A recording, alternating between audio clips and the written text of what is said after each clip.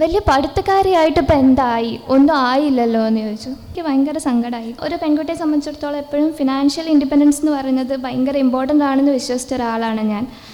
2022 ഞാൻ ആദ്യമായിട്ട് ബെസ്റ്റിൽ വരുന്നത്. ആ വർഷം LDയുടെ ഒരു അച്ചീവേഴ്സ് മീറ്റ് ഉണ്ടായിരുന്നു. അപ്പോൾ അതിൻ്റെ ഗ്രൂപ്പ് ഫോട്ടോ കണ്ടപ്പോഴേ ഞാൻ അന്ന് ചിന്തിച്ചിട്ടുണ്ട്, എന്നായിരിക്കും എനിക്കും ബെസ്റ്റിൻ്റെ ഒരു അച്ചീവേഴ്സ് മീറ്റിൽ പങ്കെടുക്കാൻ സാധിക്കുക എന്ന്. എന്തായാലും ഇന്ന് ആ ആഗ്രഹം സഫലമായി. ഒരു പെൺകുട്ടിയെ സംബന്ധിച്ചിടത്തോളം എപ്പോഴും ഫിനാൻഷ്യൽ ഇൻഡിപെൻഡൻസ് എന്ന് പറയുന്നത് ഭയങ്കര ഇമ്പോർട്ടൻ്റ് ആണെന്ന് വിശ്വസിച്ച ഒരാളാണ് ഞാൻ. ആ ഒരു സമയത്ത് ഒരാൾ പറഞ്ഞതാണ്, വലിയ പഠിത്തക്കാരിയായിട്ട് ഇപ്പം എന്തായി, ഒന്നും ആയില്ലല്ലോ എന്ന് ചോദിച്ചു. അപ്പോൾ ഇതൊക്കെ കേട്ട് എനിക്ക് ഭയങ്കര സങ്കടമായി. അപ്പോൾ എൻ്റെ കല്യാണം ഉറപ്പിച്ച സമയത്ത് ഹസ്ബൻഡിനോട് അച്ഛൻ ഒന്നേ പറഞ്ഞുള്ളൂ, അവൾ ഒരുപാട് രാത്രി ഉറക്കൊളിച്ച് പഠിച്ചതാണ്, ഒന്നും അല്ലാതാക്കരുത്. പക്ഷെ പുള്ളിയാണെങ്കിൽ ബെസ്റ്റിൽ തന്നെ പഠിച്ച് ജോലിയിൽ കയറിയ ഒരാളാണ്.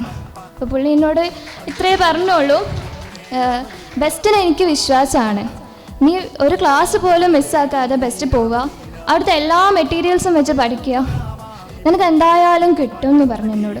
അപ്പോൾ ഞാൻ പറഞ്ഞു, സാറേ എനിക്ക് LP UP ബാച്ചിലോട്ട് മാറിയാൽ കൊള്ളാമെന്നുണ്ട്, നീ M ബാച്ച് പോയിക്കോ, അത്യാവശ്യം ഒരു സീനിയർ ആയിട്ടുള്ള ബാച്ചാണ്, നിനക്ക് കുറച്ചൊക്കെ അറിയുന്നതല്ലേ. അപ്പോൾ ഞാൻ സാറോട് പറഞ്ഞു, സാർ അടുത്ത മാസം എൻ്റെ കല്യാണമാണ്, ഫുൾ ഫീ ഒറ്റ തവണ എന്നെ കൊണ്ട് അടയ്ക്കാൻ ബുദ്ധിമുട്ടായിരിക്കും എന്ന് പറഞ്ഞു. അപ്പോൾ സാറ് പറഞ്ഞു, വേണ്ട, ആദ്യം പോയി പഠിക്കാനിരിക്കുമെന്ന് പറഞ്ഞു.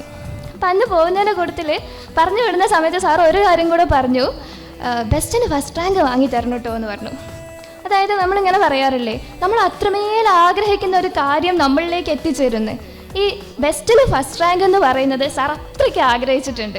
സാർ അത്രയും ആഗ്രഹിച്ചതുകൊണ്ടാണ് ബെസ്റ്റിന് ഫസ്റ്റും സെക്കൻഡും ഒക്കെ കിട്ടിയതെന്ന് എനിക്ക് തോന്നുന്നുണ്ട്. സാറ് നിങ്ങൾക്കറിയാം, ഫസ്റ്റ് റാങ്ക് കിട്ടുന്നവർക്ക് വാച്ച് സമ്മാനം കൊടുക്കും. അങ്ങനെ ആ മാസം ആർക്കും ഒന്ന് ഫസ്റ്റ് റാങ്ക് കിട്ടി, വാച്ച് സമ്മാനം കൊടുത്തു.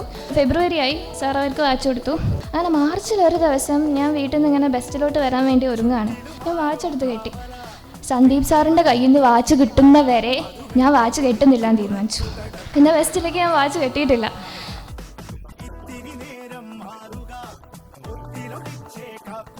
കണ്ണാടിക്ക് മുന്നിൽ നിന്നിട്ട് ഇവള് ഇനി ഞാൻ വാച്ച് കെട്ടുന്നില്ല, സന്ദീപ് സാറിന്റെ കയ്യിൽ നിന്ന് വാച്ച് കിട്ടിയതിന് ശേഷം ഇനി ഞാൻ വാച്ച് കെട്ടുള്ളൂ.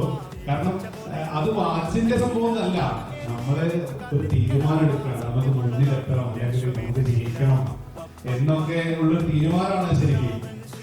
എന്തായാലും ആദിത്യ ഇതുവരെ വാച്ച് കെട്ടിയിട്ടില്ല, ഞാൻ എന്തായാലും ഒരു വാച്ച് കരുതി വെച്ചിട്ടുണ്ട്.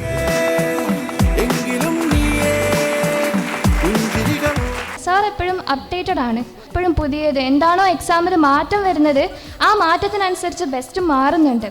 അപ്പോൾ സാർ അതിനു വേണ്ടി നന്നായിട്ട് റിസർച്ച് ചെയ്യുന്നുണ്ട്, വർക്ക് ചെയ്യുന്നുണ്ട്. പിന്നെ ഒരിക്കലും വിട്ടുപോകാൻ പറ്റാത്തൊരു കാര്യമാണ് നമുക്ക് ലാസ്റ്റ് തന്ന കുറേ സ്റ്റഡി മെറ്റീരിയൽസ്. പ്രീവിയസ് ക്വസ്റ്റ്യൻസ് കുറേ എണ്ണം കിട്ടിയിട്ടുണ്ടായിരുന്നു, 400-600 ക്വസ്റ്റ്യൻ ആണ്. ആ മെറ്റീരിയൽസൊക്കെ നമുക്കൊരു എക്സ്ട്രാ ഒരു പൈസ പോലും കൊടുക്കാണ്ട് തന്ന് ഈ ഒരു വിജയത്തിൻ്റെ ഒരു 75% ക്രെഡിറ്റും ഞാൻ ബെസ്റ്റിന് കൊടുക്കുകയാണ്.